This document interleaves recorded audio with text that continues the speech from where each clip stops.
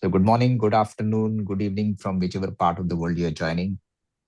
We are today convened at the Internet Governance Forum's Dynamic Coalition on Environment on a very important topic of artificial intelligence and environment. And we have an amazing panel with us. I'm going to introduce you. Before that, I'm going to have Marcus. Manpreet Marcus has joined. Well, let me So check. we're going to have, okay, just check that till then, let me introduce the panelist.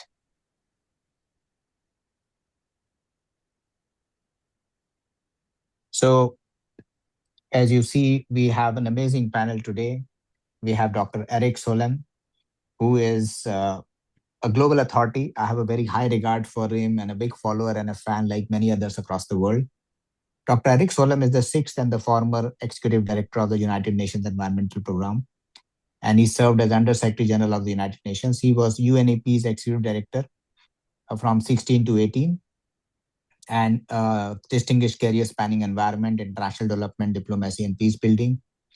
He also was the Norway's Minister of Environment and International Development, and earlier as Minister of International Development. And he has worked on international peace as a peace negotiator. He was the main facilitator of the Sri Lankan peace process from 1998 to 2005, resulted in ceasefire and Oslo Declaration of 2002. He also contributed immensely to the peace efforts in Sudan, Nepal, Myanmar, and Burundi. Dr. Salam, we are very happy to have you with us. We also have Dr. Suresh Yadav, Senior Director, Trade, Ocean Development, Natural Resource, and Lead for AI and Digital Transformation, Commonwealth Secretariat. I've known Dr. Suresh as a, I would say, pathfinder and outstanding innovator. He worked with the Office of the President of India, did a lot of innovative work where I had a chance to work with him. He brings deep expertise in finance, technology, governance, and digital transformation with a particular passion for leveraging disruptive technologies to drive development at scale with speed and impact. Dr. Priyadav previously served as development professional with World Bank, including work supporting the executive board. He currently serves as Senior Director for Trade, Oceans, and Natural Resources at Commonwealth Secretariat and leads its work on artificial intelligence and digital transformation. We have Dr. Sunita Narayan, a Director General of Center for Science and Environment, editor Down to Earth. I think people who work in environment, have seen her work. I think we all have been impacted positively with her contributions. She is the Director General of Center for Science and Environment, editor of the influential magazine Down to Earth. With over 4 decades of experience, she has led research and advocacy on air pollution, climate change, water management, pesticide regulation, and sustainable urban development. Dr. Danan is widely recognized for combining rigorous science-based research with strong pro-poor and equity-focused perspective. And she has also served on the Prime Minister of India's Council on Climate Change and continues to advise national and international bodies. Under her leadership, CSE received Stockholm Water Prize in 2005. She was also named among Time magazine's 100 most influential people in 2006 and Padam Shri awarded. And she also featured in Leonardo DiCaprio's documentary Before the Flood, highlighting climate change and impacts on India. Dr. Sajai Raikokov is the Director General of Nature and People's Foundation, co-chair of IGF Dynamic Coalition on Environment. He is a global leader in environmental sustainability, philanthropy, multi-stakeholder governance, and also leads the largest not-for-profit in the Russian Federation. And he's actively involved in our Internet Governance Forum on environment with his efforts to integrate environment priorities into digital and internet governance framework. We will also be joined by Marcus Kummer. Marcus is the force behind IGF and one who actually was behind the creation of this global body. Dr. Marcus, you have joined us. Sir Manpreet? has not joined. He's still facing some Okay, issues. okay, okay. So we will convene the flow of this forum would be that give you introduction about this topic. As you know that personally, I along with my expert panelists are very pro technology. At the same time, we have to ensure that while we are doing right things, we do them rightly. AI today is something that we cannot ask whether you use. We have to ask how many don't use, and normally no hand goes up. Everyone is using AI. But we know that for everything digital, there is a digital footprint and followed by a carbon footprint. So for us, it was very important as DC environment, dynamic coalition environment, to talk on this topic of environment as an ethical dimension for AI. For us as DC, we have been always for using internet and internet-based technologies responsibly. I had launched this report 4 years ago in our annual meeting in Ethiopia at the IGF meeting. I was joined by the CIO of United Nations, who is on my right, on the responsible internet usage, where we listed that everything we do on the internet has an environmental impact and what we can do about it. Now, coming to this topic, there are some of the dimensions I'm going to do in my short presentation to give you a sense of what it means. So, when we are running AI, there is a consumption of electricity, and I'm just giving you a heads up on how much it is in terms of the consumption, how it has gone up over the years. The last data I have for this is till 2024, which was also projected. It could have been more, it could have been a little less, but definitely much beyond what we had in 2023. And I'm sure that 2025 was the most, I would say, impactful year in terms of how more large language models have come. So it would have gone substantially up over the past year and continues to go up. So if you look at electricity used by data centers, how it is going up and what we're expecting by 2030 is more than double of what we have been using now. And 1.5% of the all world's electricity goes to data centers today. So there are two ways AI uses energy. One is building it, which is a very energy intensive process. So you can look at some of the data. I'm probably not going to read all of them, but this presentation will be there in public domain for you to refer back. So we all use generative AI, and the amount of CO2 emissions are fairly high. You can look at Meta's Llama, 7.7 million hours of computer work to build. The same AI trained in a coal-powered country pollutes 10x more. That's the highlight point that I would refer. Now the other side is running, which I think is growing. This is the technology which had the fastest adoption. If I remember correctly, 100 million users in less than a month. This is the highest, fastest pace of adoption that has happened in a technology since we started documenting. Every time we touch a button, we are consuming energy. So if we look at running accounts for 60 to 70% of AI's total outgoing energy use, which is huge. And one chat GPT conversation uses approximately 10x the energy of Google search. So we did Google search for years, or any web search for that matter.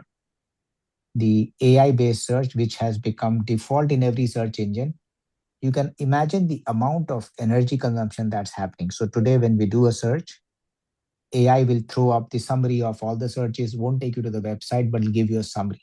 So you can understand that while things are becoming easier for us, there is an environmental price that is attached to it.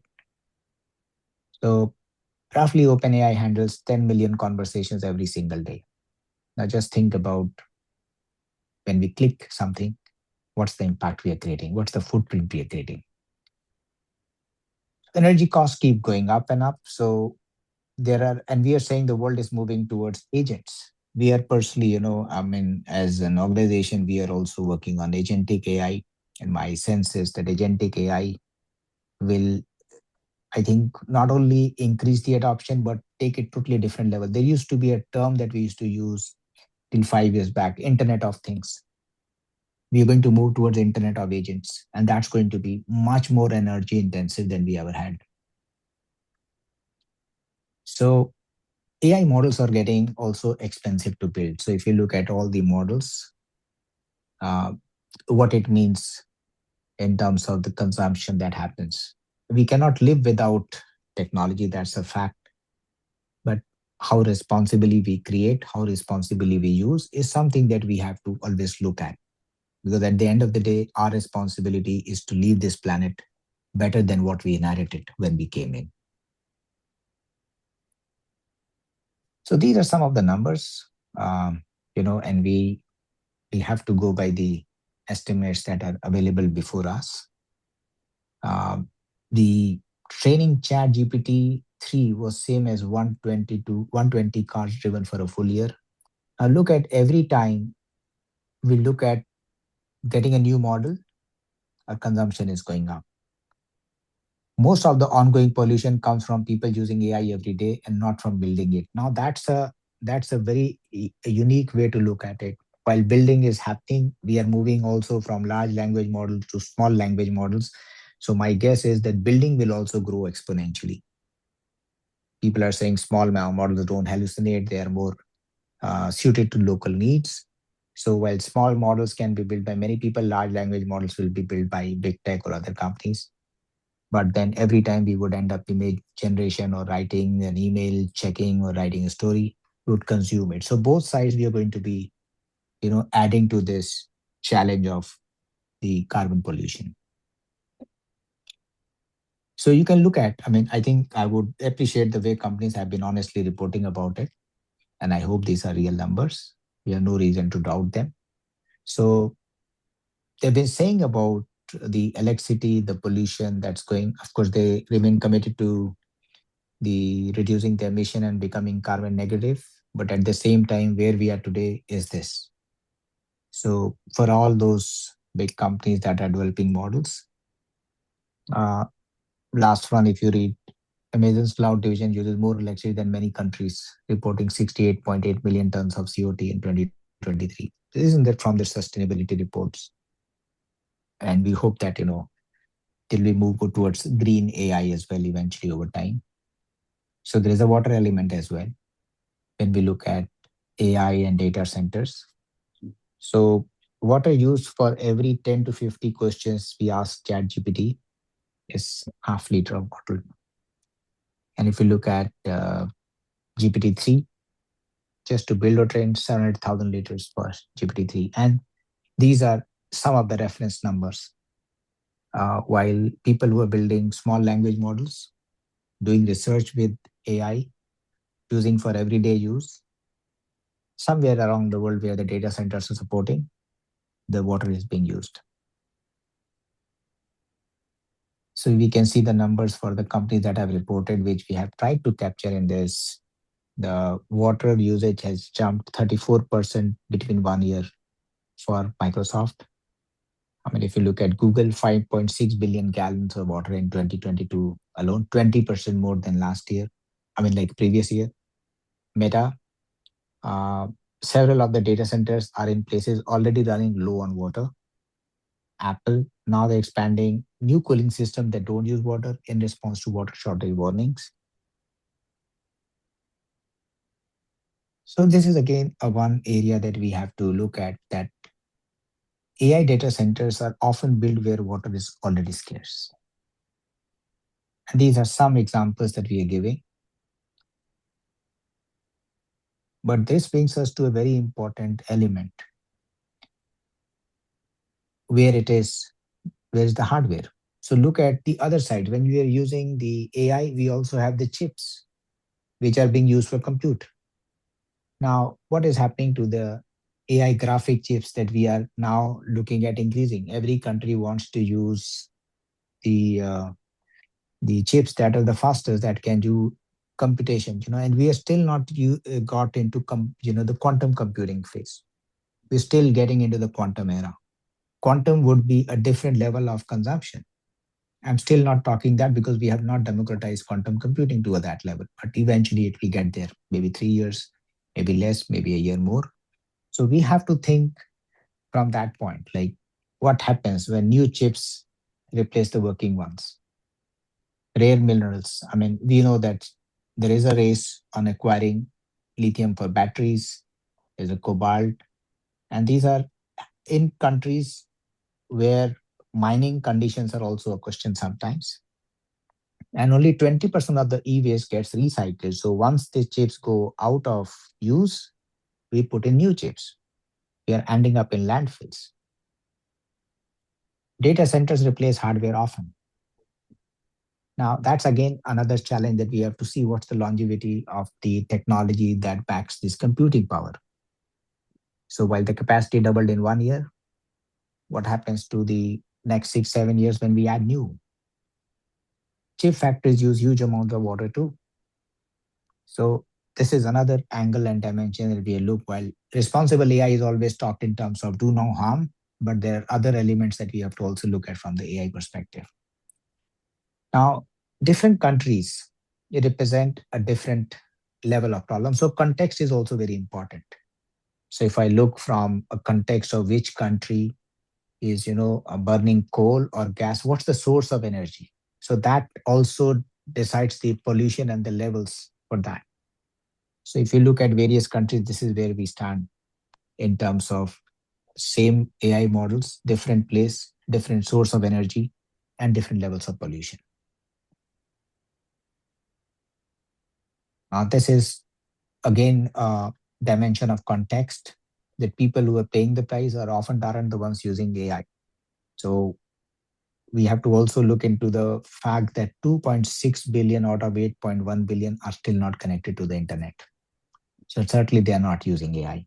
They are outside, but in their countries, if there are data centers, if there is a use a creation of AI models, still, I mean, the contribution to the environmental impact is happening, not so much to the productivity impact. So there is another angle to it also. So where water is scarce, I know I've been writing policies for my country, so I still remember written in one of the election manifestos that we are a water-stressed nation as India, and we have a huge population to handle. So if we keep building the data centers, creating AI models, we should find ways to address that issue too.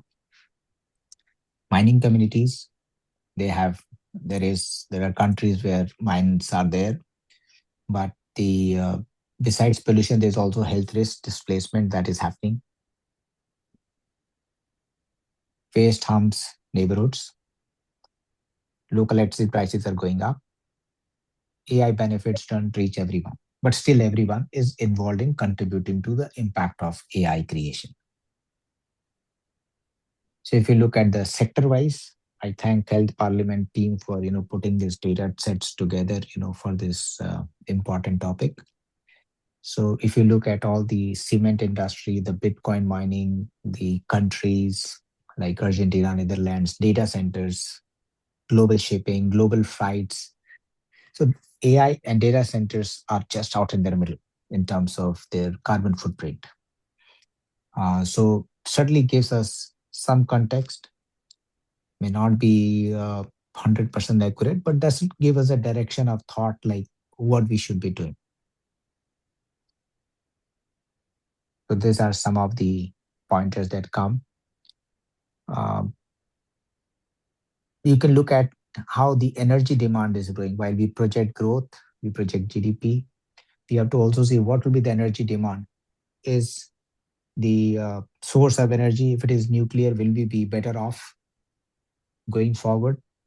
As the Internet Governance Forum, our responsibility is to put those topics on the table and discuss with global experts like we are lucky to have today, and bring that thought process and share it with the policymakers across the world. So some of the things that things that come to our mind is switch to clean energy, build smaller, smarter AI, run AI where grid is clean, cool with water-free methods, make companies report pollution, use hardware a little longer. So as we had this issue of, you know, um, using the circular economy model, can this circular technology model be there? We don't know, but I think this is something that we have to see. So I'm going to stop sharing here and move to my expert panel.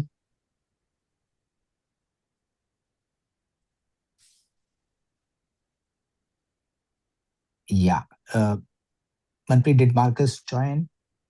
Yeah, he is. Yes. So we have with us Marcus Kamar, who has been the force behind IGF, and I didn't want to take his words of wisdom away. We actually had to start with his introduction to IGF, but sometimes technology also has, its own way of putting things first. Put technology first today.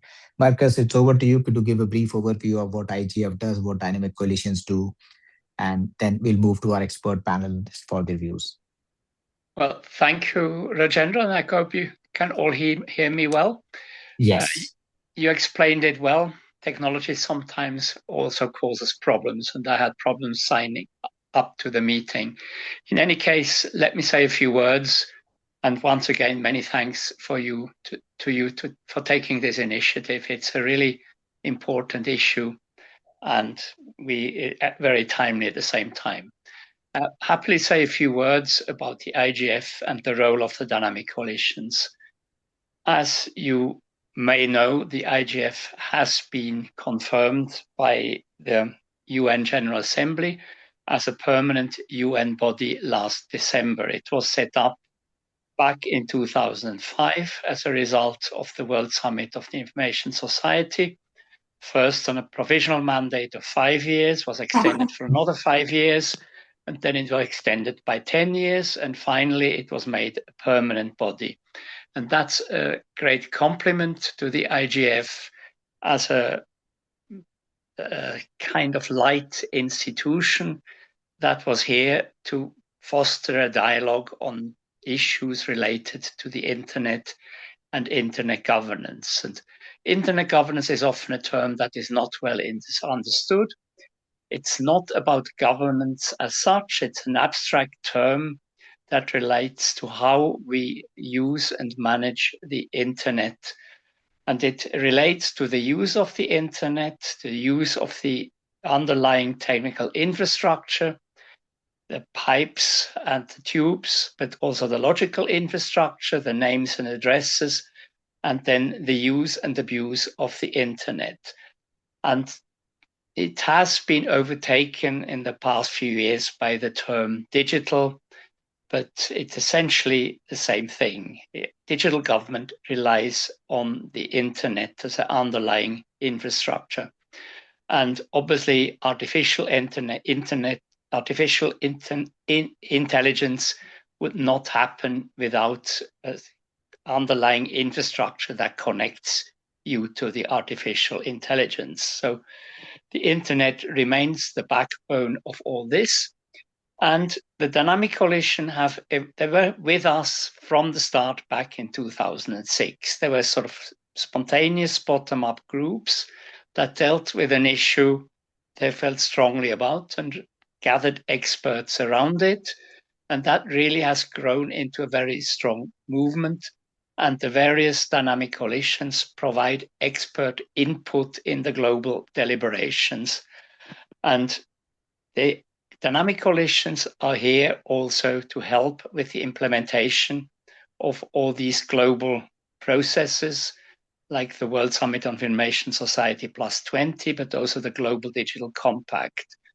And they are here with expert opinion, and they can actually help with the implementation of all the high-level decisions taken by the two summits on Global Digital Compact, but also on the World Summit on Information Society.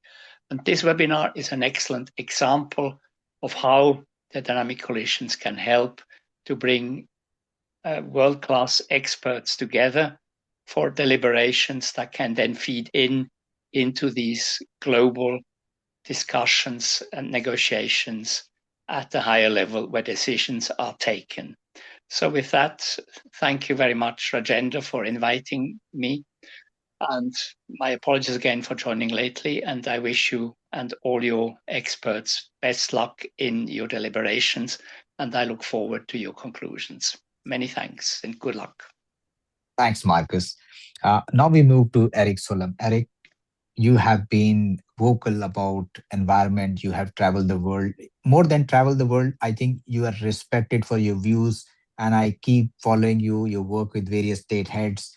You are one of the most influential people I know on the planet who can change the needle from where we are to where we need to go. On this topic that we have today, what are your thoughts? First of all, thank you so much, Rajendra, for setting out this issue in such a fantastic way. And also thank you to the forum and yourself for organizing this event.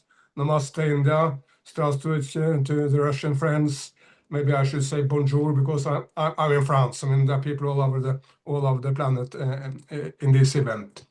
Allow me a couple kind of general comments before we move to the issue which you have put forward so stringently. Look, I mean, if there is one area which calls for global cooperation and global governance, it's artificial intelligence. There is no need for a debate on whether you want artificial intelligence or not. That's like, do you want weather tomorrow? It will come, whether we like it or not. But we can have good weather and we can have bad weather.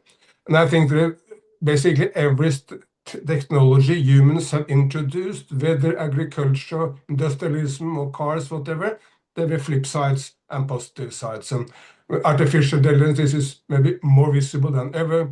Maybe we can wipe out a huge amount of the most dangerous diseases like cancer by artificial intelligence. For sure, we will make education much more directed to the person and much more targeted, much more fun by artificial intelligence. We can support Mother Earth in solving many global problems. We can make energy use much more efficient through artificial intelligence. On the other hand, yes, obviously, it demands an enormous amount of energy.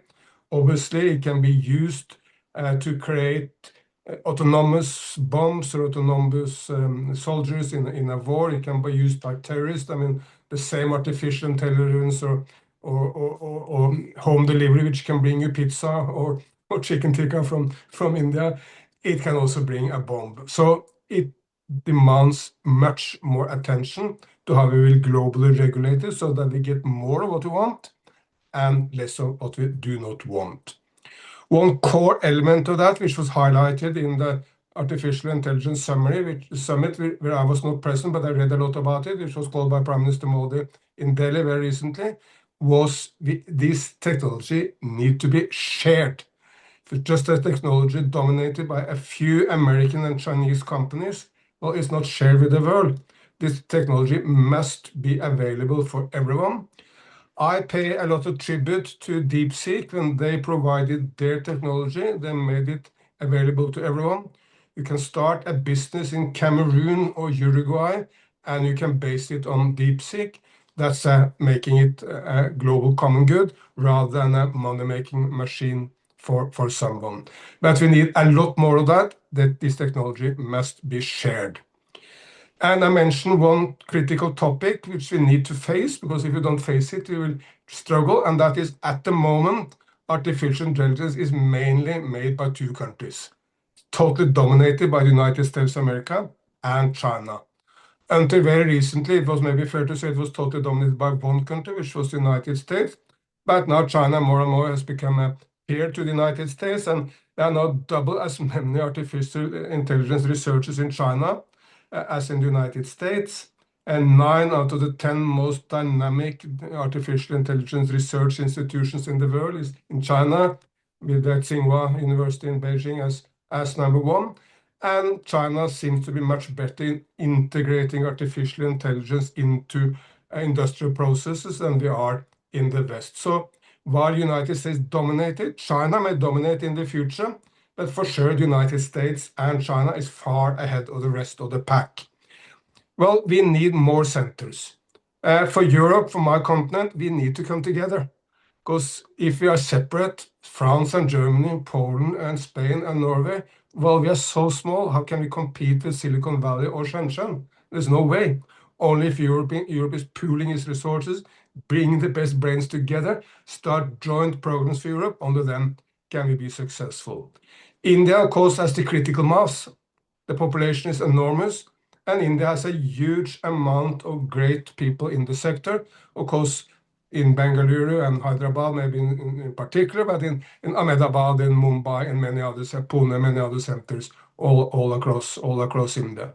But for India to bring these together under government leadership to set the direction, I think is critical for India to also be a player on par with Europe and hopefully in the future on par with the United States and China. Because it's not good if only these two nations dominates everything. If we are more players, it will be easier to share the technology. Then finally, what are the environment implications? Of course, in artificial intelligence also have a huge amount of positive opportunities for the environment. It will, for example, bring out autonomous driving. Well, what is the number one cause of death for young people in India today? Road accidents. Not only in India, everywhere in the world. Autonomous driving, well, the car will not fall asleep, it will not drink, it will not speed above the speed limit. We will see a drastic reduction in pollution and death from road traffic when artificial intelligence is taking over. And in China, you see a huge number now of users of artificial intelligence to help Mother Earth. For example, is Huawei, big company, in the island of Hainan. They're using artificial technologies to understand the noises of the gibbons. But when they understand what the gibbons try to explain, well, then they can also make the guardians much more alert to support and protect the gibbons. But of course, the top issue is the energy use of artificial intelligence. To put it out very clearly, it's enormous. However, in this area, I'm quite optimistic for a number of reasons. Number one, I believe we will get systems which are less energy demanding, even if they will still be energy demanding, but DeepSeek showed us a way which will make it less energy demanding. Secondly, China and India are now leading the world into the renewable energy, but it's not mainly because of ideology, it's mainly because of cost and scale. If you go renewable, you save money. Renewables are cheaper than coal. So if you switch from coal to renewables, you save money. Mr. Adani, the Indian business titan, told me that in the desert of Gujarat of India, it's cheaper with solar energy plus energy storage for batteries than with coal. So I think India and China will, and last year India added 40 gigawatt of new renewable energy to the grid and became the third largest provider of renewable energy. China added 400 gigawatt, much more than any nation has ever done, and they will go very, very fast green. But interestingly, it's exactly the same as what's happening in the United States of America. Trump speaks against windmills. He speaks against solar panels, but 95% of all new energy in the United States, electricity last year in the United States, came from solar and wind. Why? It's the cheapest opportunity. And the lead state in the United States is the state of Texas, one of the most conservative, right-wing Republican states. Why? Because they love money, they love jobs down there in Texas. That's why they're doing it, not because of any green ideology, which I would recognize. So I think China and India, but also United States, will take us in a green direction. And finally, I believe that the big companies in this sector, I mean the Googles and Microsoft and Apples, but also the Huawei or Tencent or Alibaba, if we move to China, Adani, Reliance in India, all these companies want to go green. All these companies are concerned with the reputation. So all these companies would want to make sure that the artificial revolution is taking place in a responsible, green manner. So overall, I think there is reason for optimism, but we have a huge agenda in front of us. And thank you so much for inviting us, and thank you so much for all you're doing to make the AI revolution green and responsible. Thank you, Eric. And I think very important points that you highlighted, that this is one area where we need global cooperation and global governance and make energy use efficient through AI. A very important thing, if AI is doing so good, then it should also make it energy efficient. And the most important point, that this should be available to everyone as a technology. And on a very optimistic note, you put that we will be more greener. And this brings me to Suresh Yadav. I know years ago, as the deputy head of the Commonwealth Secretariat, he initiated a large movement on artificial intelligence and had a chance to be part of him. So, Suresh, you always think ahead. You also think you have 56 countries as a member of Commonwealth. You think about them, and now you're heading climate. How do you see this evolving? What are your thoughts? What are your plans for your member states and even beyond, of course? So thank you, Professor Gupta. Thank you for a very comprehensive presentation, which actually has done most of the thing for us. So thank you very much for that. And also, huge congratulations to Marcus for his achievement as a IGF over the years. So congratulations to both of you. And thank you also to bringing us together on a very important topic, because If AI is transformative, it's changing the dynamics in society, changing the dynamics in the geopolitical landscape in terms of competitive behavior of the countries. So it has a many dimension, multi-dimensional effect is bringing in the planet. One thing I would like to say that we must remember that any transformation, whether it's a political or it's technological, had its own side effects. And whatever we are talking today in terms of environment, in terms of CO2 emissions, water scarcity, is a side effect of the problems like we take medicine and there may be side effects. We are taking the gains of AI and there are side effects. Now, the question is, how do we minimize that? But the first thing is that you have already put all the data. But one thing I wanted to say that there are already over 11,000 data centers around the world in 174 countries, and it's expected to be 6 times more by 2035. So expansion is going to be massive by 2035. If you look at India, India has already made that till 2047, data centers will be tax exempt. So every country is trying to get the data center and datafy the economy power through the power of data. And if you look at the other side, that the data center economy around the world is expected to be around 6 trillion by 2030. AI economy, another 15 trillion by 2030. So this massive competition, this massive quest which we are witnessing around the world is about having the economic supremacy through the chip supremacy. So that's a global competition which is happening today. We also know that there is a energy intensity, there is a water scarcity, which data centers are causing, which you have highly pointed out. But we also remember that the per query energy intensity of the Google search in 2009 and 2026 has improved drastically with the technologies, with the research, with the chip capacity and efficiency. And what was the energy intensity of Google search in 2009 is more or less the same in the standard query in the various LLMs which are there. And in fact, this morning when I got this session, I was trying to rate all the models, which are the most efficient models. And there are very rating standards. And I was very happy to see that the models are rating themselves, that this is A plus, A minus, A, B plus, C, and all those things. And another very interesting thing which I noticed, I try to rate the companies more than 4 trillion with the G7 economies, advanced economies, and their net zero commitment, like where the countries are committing, how fast they are committing, and how fast this I call it 4 trillion club, how fast they are committing on that. I was very surprised to see that except one company which has gained, I won't name any company, which has gained maximum from this AI revolution, commitment is by 2050, but the other companies have the commitment by 2030. But if you look at the G7 economy, they have commitment 2040, 2050.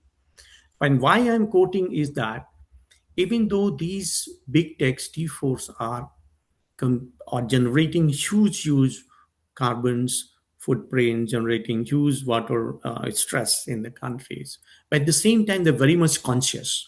Like, how do I minimize the carbon footprint? And they are accelerating the whole process. And to be very honest, I'm very hopeful about the net zero goals of the corporates, because look at the Google. Google is already experimenting with the nuclear power stations, how to power the data center with the, so is the Microsoft. And the other revolution which is happening is that how do you have the data center in the space? If you have data center in the space, you don't have a water problem, you don't have the fossil fuel problems. You have exported everything to the space. So that is another, both Google is researching, and I saw Elon Musk also working into that space. So that offers me a great hope. Why? Because assume that even the data centers are there on the planet by 2030, but later on we are able to export all the compute into the space, then whatever fossil fuels are being consumed by the data centers becomes redundant.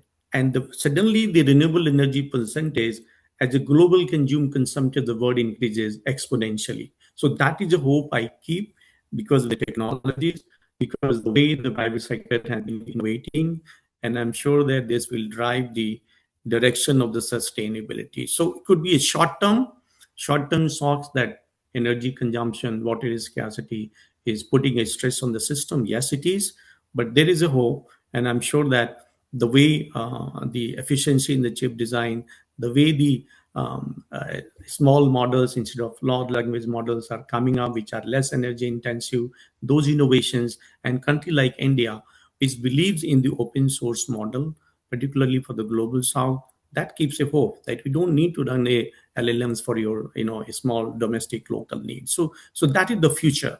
LLMs will be there, but small language models are going to be the future, which will be less energy intensive, less water intensive, and at the same time likely to be more planet friendly. So with this hope, I'll stop and hand it over back to you, Professor Gupta. I love, the way you ended saying it will be planet friendly. And I think it's logical what you said, that any transformation will have side effects. And if it is a disruptive transformation, definitely maybe multidimensional side effects. And your data sets about the Google search energy consumption at par with LLM search today is reassuring that we may end up getting towards what you're saying, planet friendly, AI, and I'm quite hopeful that we will. Coming now to Dr. Sunita Narayan. Dr. Sunita, you have been a scientist doing primary research and taken up topics, gone in depth, and brought about a change, and you have shown how you do it. This topic needs you more than ever before. Because the kind of canvas it is going to paint for economies, for societies, for people individually is phenomenal. I'm waiting to hear your thoughts. Thank you, Dr. Gupta. Thank you, Dr. Gupta. And firstly, I join both Eric and Suresh to congratulate you on such a wonderful presentation. I mean, you have really put the challenges in front of us. And I think it's important because it's a very important starting point for us to move ahead. We need the data, we need the information, and then we will need it to find a resolution. And I'm absolutely sure we will find a resolution. But that starting point is important. So thank you very much for that presentation. So I really love Suresh's optimism as well. But I do think that we need to find a policy pathway ahead, because it worries me that this will not happen on its own. I mean, what our experience on climate change has taught us, and I have been engaged in this for the last 4 decades, is unless you have a regulatory focus and a regulatory framework for action, you cannot leave it to the goodness of companies and goodness of societies and the altruism that we hope drives societies to be able to move in the right direction. So, whereas I agree with everything that we can move in the right directions, I do believe we need that framework together. Now, we particularly need it at this time and this year, because we have to understand this is going to be perhaps the most definitive year in at least all our living history that I can understand. We have so many super cycles happening and they are colliding with each other. We have the super cycle of climate change, and let's be very, very clear. Climate change is real, it's happening in our world, and it's already devastating economies. Our own data that we put together at the Center for Science and Environment, Down to Earth, on extreme weather events in India, where we take the Indian Meteorological Department's data and we aggregate it, puts a figure of 1 extreme weather event a day, 1 a day in India. Too cold, too hot, too much rain. And we have to understand that the worst impacted of this are farmers, the poor, who are least responsible for the emissions in the atmosphere. And I'll come back to this, but this super cycle is really going to be amplified this year. And that's why, Dr. Gupta, the point that you make on water is going to be even more urgent, because we know that climate change impacts water.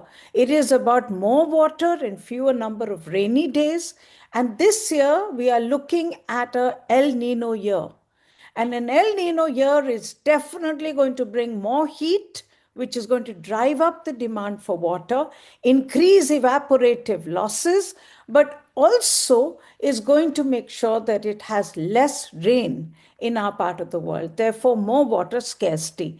So that is a second super cycle. The third super cycle, of course, is the wars that we are seeing across our world today. And those wars are important because they are impacting the drive for countries to be able to move towards the resolution of the first super cycle, which is climate change. And in all that, we will have AI. And there is no doubt in my mind, AI is here. We would be Luddites to believe that we can ignore AI. We cannot. We have to live with it. It's definitely going to be here and it's definitely going to grow. So there is no way that we can say today that we do not want AI. And I agree with Eric completely on that is here. It is the future. It is the present. And the question for us is, how do we move ahead?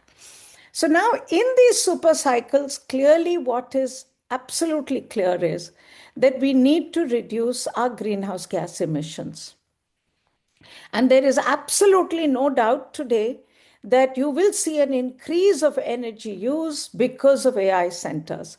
In fact, one of the key reasons why the Trump administration today is walking back from a lot of its green energy targets is also because they perceive that the race between them and China is really a race for more energy.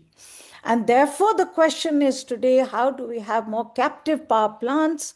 How do we have more energy intensive industries, which will be needed to win this race? So our own analysis is that instead of the United States even holding on its emission target, let's forget the reduction which President Biden had promised, even holding it is going to be difficult because we are seeing an increase. And this is where your data on the mega giants of Google, Microsoft, and others shows us very clearly that in spite of their good intentions, and I have no doubt about their net zero targets and their intention, but the fact is this technology has come as a complete new driver for energy demand, which was not predicted for, not planned for, and today they are struggling on how they can meet their net zero targets. Now, if they do not meet their net zero targets, and as Eric very clearly put out, and I agree with him completely, if they don't meet their net zero targets, the world is definitely at even higher risk. Because countries like India, countries like China, we are doing what we can, but we also need the space to grow. Now, given all this, what then is the way ahead? And this is what I want to focus on in my remaining few minutes to say, so what do we do? In my view, and I hope my co-panelists will support me on this, we need global cooperation on this. And I like what Eric said. We need it for all the reasons he said. But I would add to it one more reason why you need it. You need a global framework because you need to make sure that you do not have a drive to the last common denominator here, a race to the bottom. And this has really been our reason. If you look at the trade regimes that we have set up till now, they exported energy intensive, labor intensive, environmental polluting industries to our part of the world. We export them in our part of the world to other hinterlands within our world. So it is not in Delhi, which already has an air pollution problem, but Delhi's intensive air pollution industries have been pushed out at the corners outside Delhi. Now, we have to stop this race to the bottom.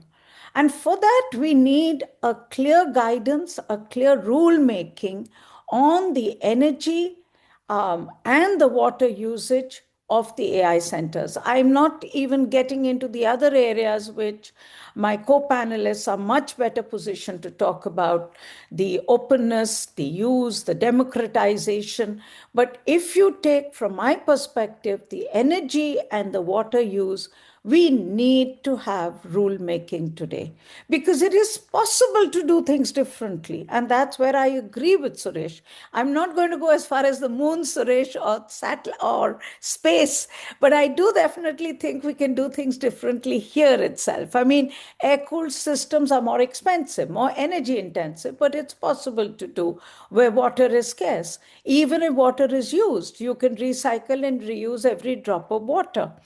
Now, that does mean for data centers, you have to recycle the water to near drinking water quality, which is what they avoid doing, because they would like to get recycled water from municipalities, which are from treatment plants, which are at low quality. But the high quality has a cost. High quality energy has a cost. Now, I think it's important for us to understand that AI centers should not get a cheap way ahead. And we all have to bear the cost, because we are consumers of that information. We are consumers of that knowledge. And your information, your data is so powerful to show us every time we click, every time we use ChatGPT, how much energy we use. I think we have to be prepared to pay for that price. And for that, data centers have to be prepared to invest in technologies that are environmentally sustainable, and they can adopt them, but they are expensive. And that is why the drive always is to push it to a part of the world where that cost can be borne by people, by communities, and by poor people. And that's really where we have to find a way that we can avoid this race to the bottom and we can do things differently. And I do definitely think it is possible to do, because the only point on which I disagree with Suresh, and a minor point, is that my worry, Suresh, is that even as efficiency grows, and there is no doubt efficiency will grow because human innovation is incredible. We will become more efficient. But without sufficiency, you will just have more clicks.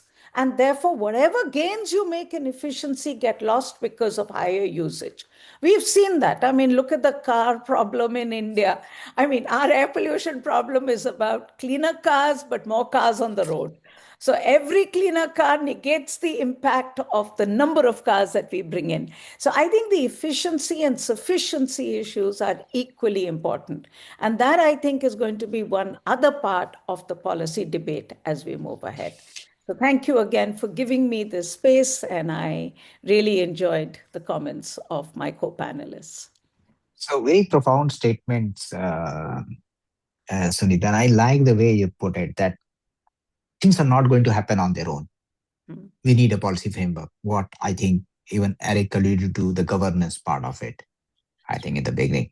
And I think this recalls me, the statement of the WHO Director General, Margaret Chan, when she said, if you leave it to the corporates, it's never going to happen. And the second thing that you have said is very important, that we are in the year of super cycles. I think these are not just words, these are policy directions. And, they tell us that, what we need to consider before we plan for the future. And I think this is important, like, not just India, but everywhere in the world we see these extreme weather events are a regularity now. They are like a sixth season, fifth season. You have to wait for it. It'll happen. Everyone knows it's going to happen. And on the point that you have said that, yes, we have not planned energy emissions. The way energy things are going to be happening, we're going to consume so much. And ending with the point that we have to stop the race to the bottom. And it's a free fall, actually.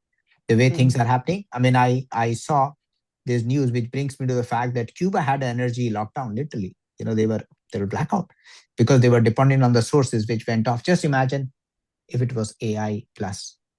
So if we plan energy, we have to plan AI plus, as that, because one is the normal consumption, which is going up. Population is not stalling, it's still growing.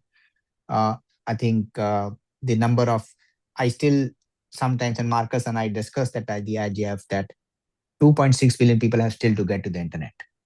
We want them because we will unlock the value, the ideas, the thoughts of those people who have not touched internet. So if you add them and put saying AI will be a default internet technology, they will start day one with AI. We took decades to get there. So we have to plan with leaders like Eric. Eric, I also know, runs World Resource Institute. He's a phenomenal person like you. It is intellectual research when he talks about anything. And Suresh is at the helm. And now this brings me to Sergey. Sergey, you run the most powerful not-for-profit in Russia. This is a topic that touches everyone today. For all good reasons, we have to be ready. What's your view on this? First of all, I want to thank Professor Gupta for organizing all this and IGF for giving this opportunity. Marcus, thank you for making it happen many, many years ago for us to be able to join the conversation today. I want to apologize for the sound that you hear on my back. I mean, construction started occasionally and it wasn't expected, so sorry for this mess. There are several things that I want to say today. The first one is totally agree with Eric. We are talking about AI as an instrument, an important instrument. And Professor Gupta, we've discussed it with you in India when you've done that fantastic roundtable on AI and healthcare, when we said that we received AI at the time when we needed it. So we were not ready and we didn't need AI 10 years ago, 20 years ago. We need it right now. We need it for the future. So it will be with us because without it, probably we won't be able to solve the issues, the problems that the world is facing, the humanity is facing. So thank you, Dr. Sunita, for speaking about climate change. It's really very, very important. And thanks to the convention, United Nations Framework Convention on Climate Change, we got the first document on AI and environment. It's about artificial intelligence and climate change that they published in Geneva at the AI for Good Forum last year and presented in Brazil during the COP. So it's fantastic that big conventions, big video conventions started talking about technology. But this year is also a super year for upcoming COPs, conferences of parties. We're expecting 3 conferences of parties to be held this year. So the first one starting in Mongolia on desertification. So, and definitely desertification got a lot to do with artificial intelligence. But unfortunately, the AI is not at the agenda of the conference of parties, not yet, if I may put it like this. The second one is going to be in October this year in Armenia, and it will be about biological diversity. As far as I know, the Secretariat of the Convention is discussing the question of how AI can benefit or what damage it can bring to the topic of biological diversity. So, a big topic that needs to be discussed. The next one is definitely on climate, and we're going to be hosting the COP31 this year in Antalya in Turkey. And as far as I understand, the AI is at the agenda there already. So good for climate change to be the leader in terms of leading all the Rio conventions as the elder sister, taking the topic on prosperity going up and helping other conventions to join them in this discussion. And the last but not least, we're going to be this year hosting in United Arab Emirates, hopefully, the water conference, UN Water Conference. And definitely what we discussed today, AI is about two topics, energy and water. And we definitely think that this topic will be a huge part of that discussion. As far as this conference is going to be hosted by United Arab Emirates and Senegal, and definitely that's the topic that must be discussed there. So a big topic that again Eric raised, and I really love it. And Eric, thank you for your vision. Always a pleasure, and thank you for giving us tips where to go. It's about technology companies want to go green. Definitely. Why? Because business is for money. Business wants to be to earn more and to spend less.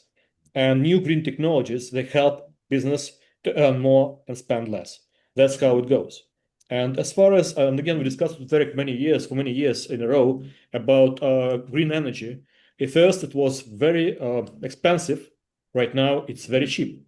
That's why China and India is investing a lot and becoming global leaders in terms of green energy. It's becoming cheap. The new technological solutions help it to go cheap. The same thing will go with artificial intelligence. As of today, it is expensive. It needs a lot of energy. It needs a lot of water. But a lot of people all around the world are working on technologies helping this fantastic instrument to be greener, to spend less and to earn more. So that is very, very important. Dr. Suresh, thank you for your vision about time frame. That's really important. When we're talking about something in a year period, so saying how it will be in 2027, will we see the idea? No, probably not. If we're talking about 2040, if we're talking about 2050, so the new UN goals that we probably will face from 2030 to 2050, that's where we can find a solution. Because then we will see where we have to be in 20-25 years. And then we can make a step-by-step plan to go there and to benefit from all that. So definitely the time frame is very important. And definitely artificial intelligence is going to be one of our main instruments on this route or in the next 20, 30, maybe 50 years, for sure. And when we're talking about climate change, so even if we're going to find a solution on climate change, it's not a question of 10 years when we're going to be good. It's a question of 50 years when hopefully the planet is going to be back to normal. And that's what UNFCCC is always putting on the table. So, Professor Gupta, that's what we discussed during our discussion in India. For India, this year is huge. You started it amazingly with a fantastic conference on artificial intelligence. And then in August, September, you're going to be hosting the BRICS Summit. So, and definitely on the BRICS Summit, the topic of artificial intelligence that was raised in February can be a great proposal from the Indian side to the global good and global community, to unite everyone, to put everyone at the table and to make it a proposal for the BRICS countries at least to think more about this topic and to think about it unanimously, not one by one. So what I want to say that right now we are facing the fourth wave of AI. So it's not a new technology, as a lot of people are being thinking about it. It started in the 1970s, so I mean it's quite old. It's like at least more than 50 years old. And right now we are in the third wave, when trillions of US dollars are being invested in this field. Some journalists are saying that probably we'll see a winter of AI when the financial flows are going to be withdrawn from this technology. But it's not the end of the technology. The next wave is going to be focusing with new technological solution to make it cheaper, with new ideas how to focus on what can be done, what can't be done, where AI can be used, and where AI can't be used.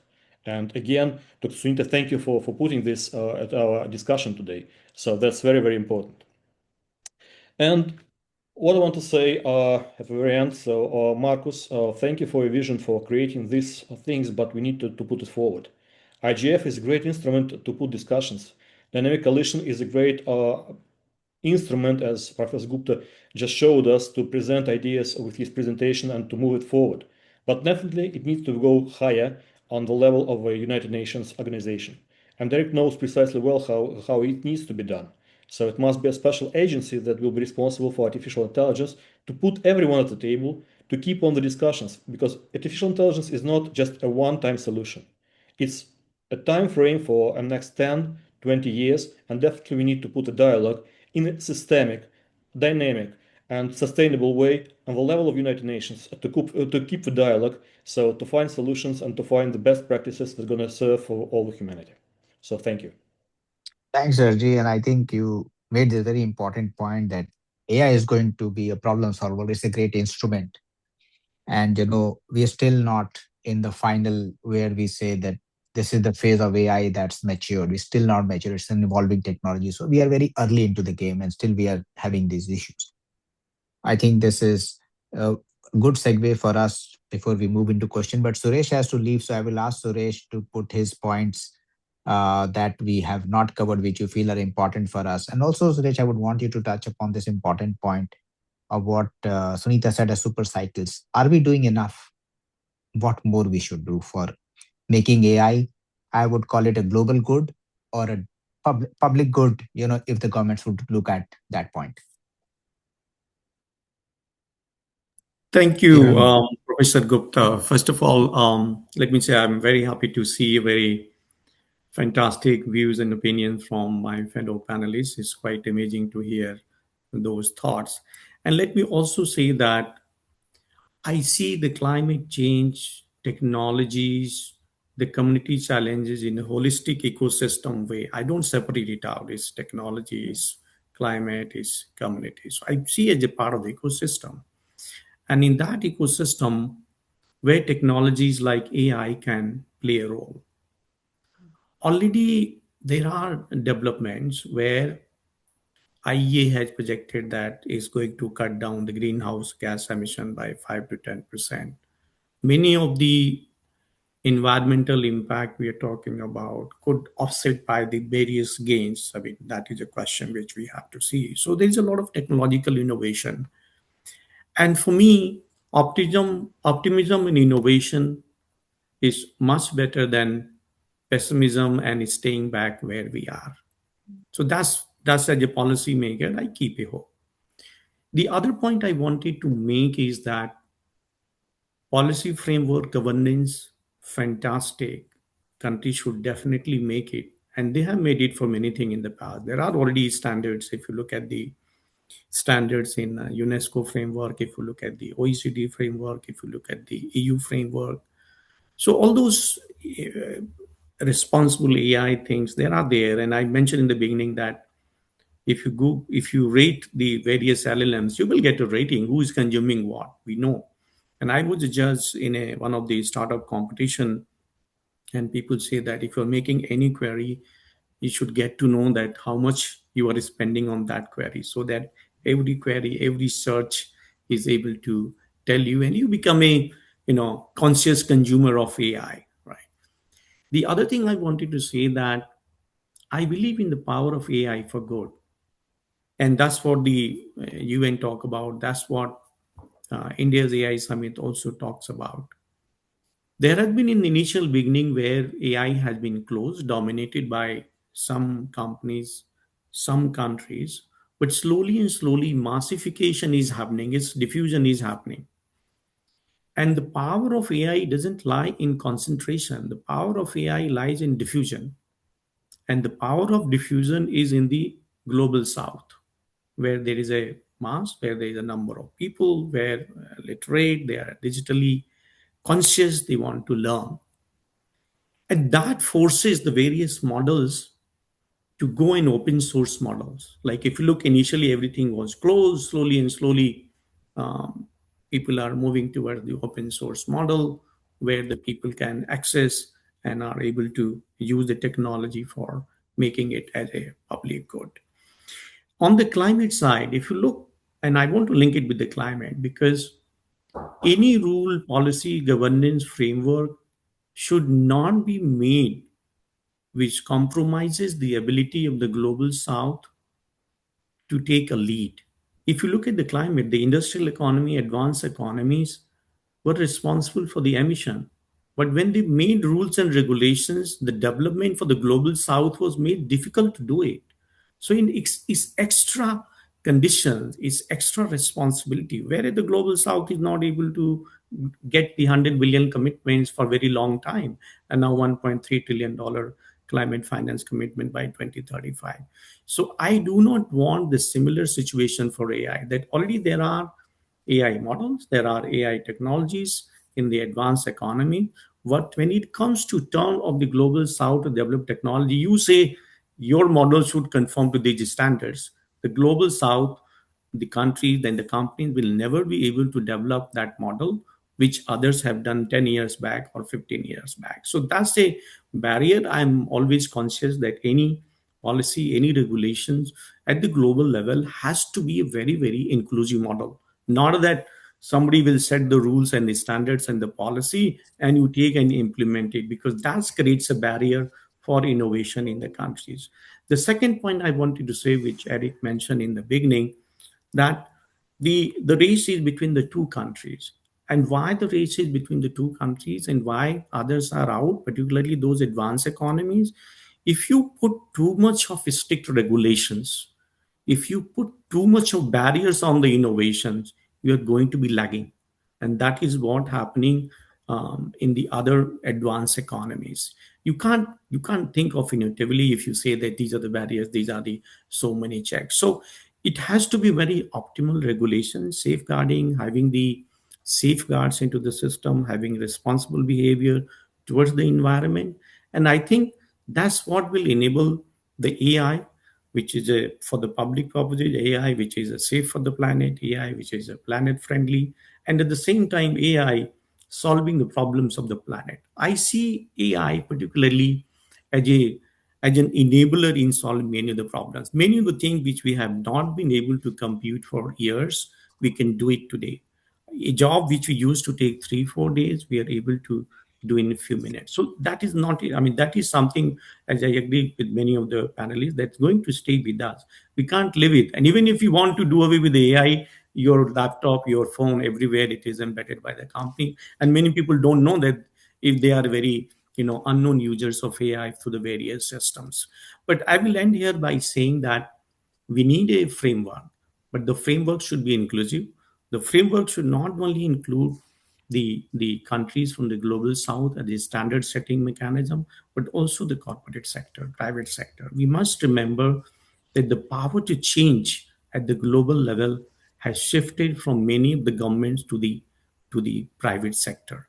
Many of the private sectors, their size, if you look at the market cap, it's much bigger than many of the economies. So if that you take into account, you cannot have any governance framework where private sector is not included, because if you make the framework, they are not able to implement it, there is no point in having any framework or regulation. So I support and strongly support very inclusive framework with the global south, with the private sector, with the civil society, everybody together to come to something where we can have a framework which make this planet and the people safer. Thank you very much, and over to you. Thank you, Suresh. Eric, this brings me to you logically, given the fact that you have been champion for environment, and now there is one issue that is putting all of us to say, look, hold on. While this is important, every device will have AI, every human will have AI, from the rings to watches to frames, everything will be AI driven. What is your guidance to the governments? To one is the developing world, which are still to benefit from AI and develop both, and the other side is the developed economy, the two, I think, or three top countries that are doing great work in AI. So what's your guidance on those counts? You're on mute, Eric. The most important for renewable energy is to understand that we are in a new global paradigm. In the past, if you wanted to go prosperous, there was only one way. That was fossil fuels. I mean, it started in the United Kingdom, spread to Germany and France, to the United States, to Japan, to Korea, to China, to India, to everywhere. If you want to bring your people out of poverty, you cannot avoid fossil fuels. That's the way to prosperity. But about 10 years ago, maybe 5 years ago, that changed, because now solar is the cheapest energy. You save money if you go solar. I was just in the Indian state of UP, and some people who are running windmills there, I mean, they're grinding the wheat. Well, in the past, they paid 40,000 Indian rupees a month for diesel. Now they pay 15,000 Indian rupees a month for solar. Would you want to make that shift? Yeah, even if you're not an environmentalist, of course you want to do it. You do it for your family, for your business, for your community. And that's what's happening all over the world now. And that's why this will just be much, much faster in the future. And even if the war in Iran is horrible, killing many people, creating a very bad global atmosphere, creating difficulties for transport of fertilizer and a lot more, it will supercharge the green development. Because where is the nation who want to be dependent on the Strait of Hormuz? Do India want to be dependent on the Strait of Hormuz? Do China? Do Europe? Do Africa? Do anyone? Where is the nation who want to be dependent on the volatile international oil market? Everyone understands that if you go renewable, you become energy secure. And of course, the sun is Indian, the wind is Indian, the great rivers are Indian, but they're also Chinese or French or German or African. But if you base it on that, you will be much more energy secure. So for all these reasons combined, we will see a massive development of renewables. And I think the artificial intelligence will just point exactly more in the same direction. But of course, none of this is happening without plan. And the reason why China and India are much more successful than many other developing nations is that they have a strong government. They have a leadership, and Prime Minister Modi, President, she's leading this by the day. They're strong institution, they can frame the market. And while, of course, a small and sometimes weak African government cannot just in a second get this, still that planning is crucial. Let me give you one example from our own nation, Norway, to highlight that. There was a community in Norway, they made an agreement, I think it was with Google. They agreed to set up a data center in that small city. Then some people started asking questions, look, have you looked into what is the energy demand for this center? And then they figured out that energy demand for just one center was 5% of the entire grid in Norway. Then, of course, we asked, but look, do you have a plan for adding 5% of new solar or wind or hydropower to the grid in Norway? Oh, no, they didn't have that. Then next question is, you think you can get 5% from the grid in Norway without enormous consequences in skyrocketing prices for everyone else? Oh, no, I haven't thought of that either. Because you cannot jump into artificial intelligence like you're stupid. There need to be a plan, and only government can make these plans, because small local communities or businesses, they will just look to it from their own angle. So that planning of the future, that's why China, India, but also nations like Vietnam and Indonesia are much better off than weaker nations, but we should all, United Nations, others should help other nations to be as good as possible in the planning.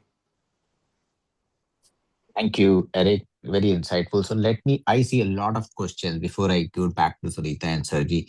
So let me pick some of the questions because our guests have been very passionate about this discussion. They have been writing to us. Just give me a moment. Oh. Yeah.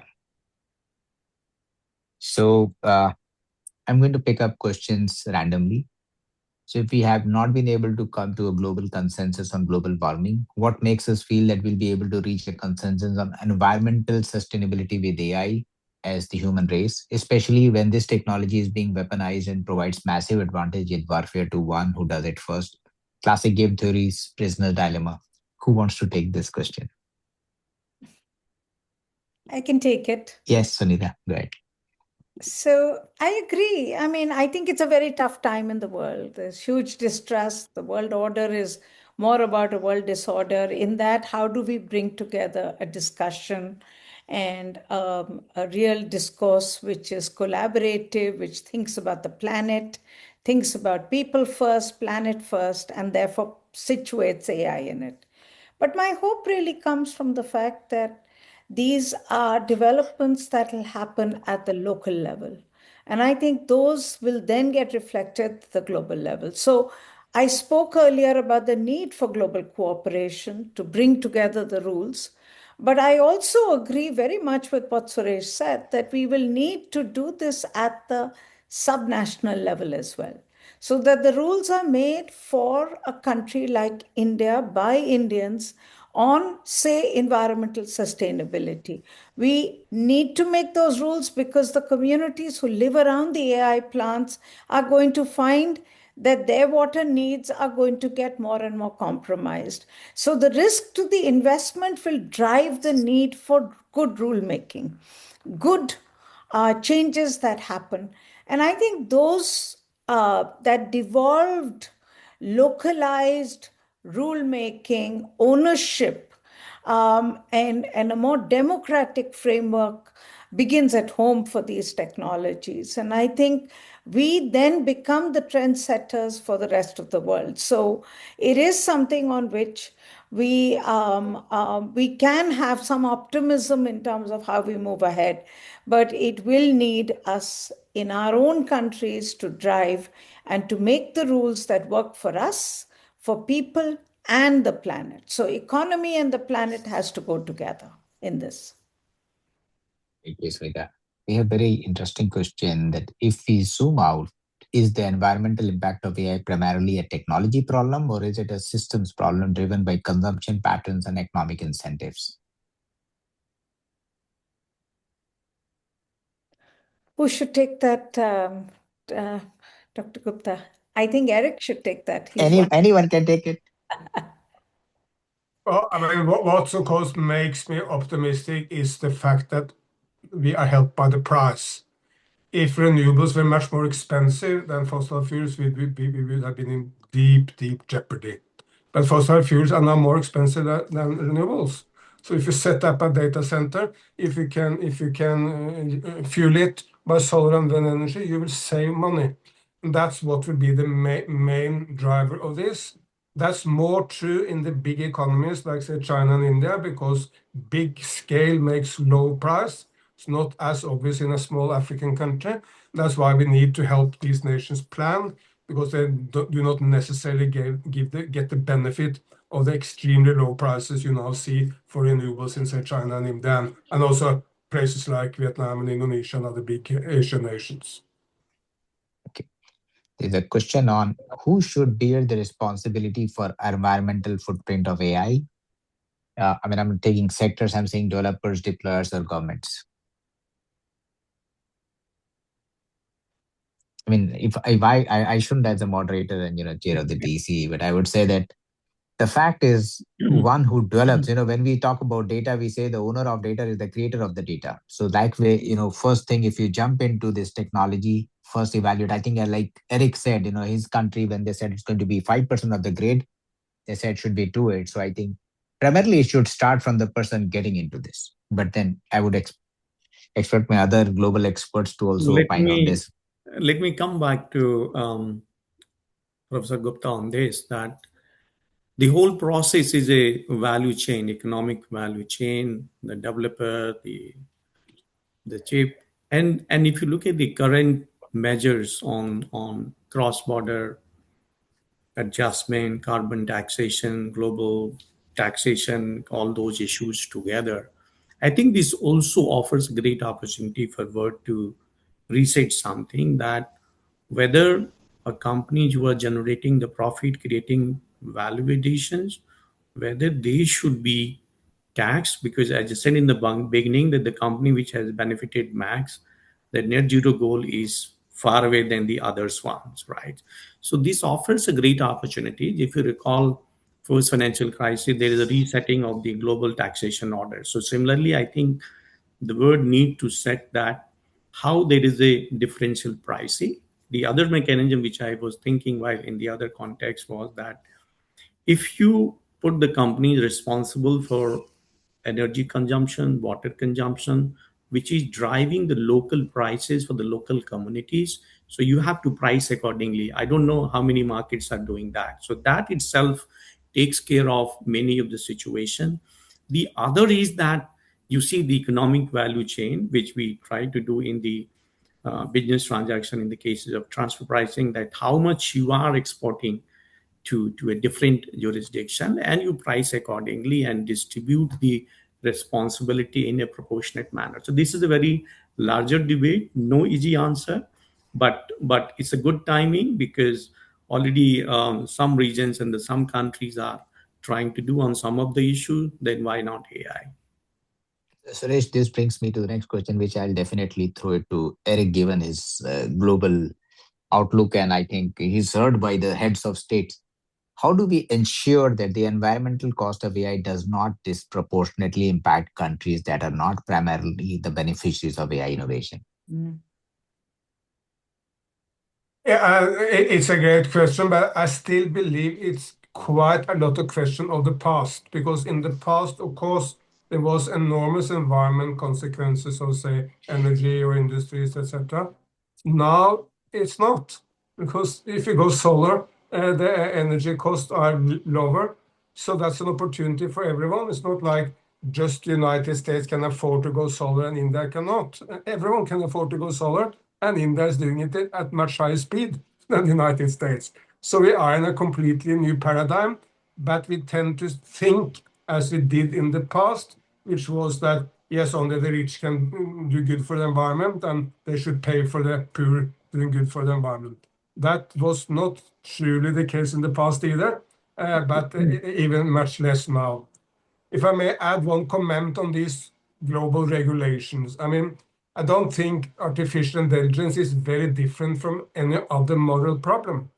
We are much better served if we can have a conversation, get most people to act responsibly. If business actors and local communities and politicians are acting responsibly, we are much better off.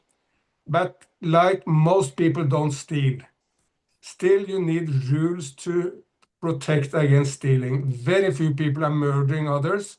Still, there need to be some laws stopping murders. Why? Because if you allow the bad apples or the bad people to do bad, it will undermine the moral for everyone else. And if there's no consequences stealing, it will be more tempting for everyone else. So I think we can base this on the same as we base basically every other thinking of society. Yes, the vast majority want to do good and we can make people behave responsibly, but there must be a punishment for those who don't. And that we need to look into how we can act globally, because if there's no global cooperation, it will be very, very hard to clamp down on those who undermine our joint future. Thank you.